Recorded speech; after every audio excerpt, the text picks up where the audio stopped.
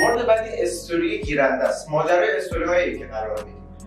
اول اینکه زمانی که من یه چیز رو استوری میکنم، یعنی من این موضوع رو تایید میکنم و پشتوانش اگر کسی بیاد و استوری من رو لایک بکنه، یعنی منم باهاش موافقم. مورد بعد این که استوریاتون شلوغش نکن. خب من دیدم که طرف مثلا روز 50 60 استوری میذاره، اون قطعا اشتباهه و بازدهی و ویو اون استوری ما قطعا نکنیم. میخواد حوصله‌اش سر میره دیگه. روزی 50 60 استوری میذاره، مثلا بین اینها 5 6 تا ویدیو 1 2 دقیقه هم هست، طرف نمیبینه دیگه و بازدهی که از استوری قرار بگیریم از بین میره. مورد بعدی ماجرا تبلیغات توی استوری. اگر میخواید داخل استوری ها تبلیغات انجام بدین، بیاید اون تبلیغ رو تگ استوری کنید.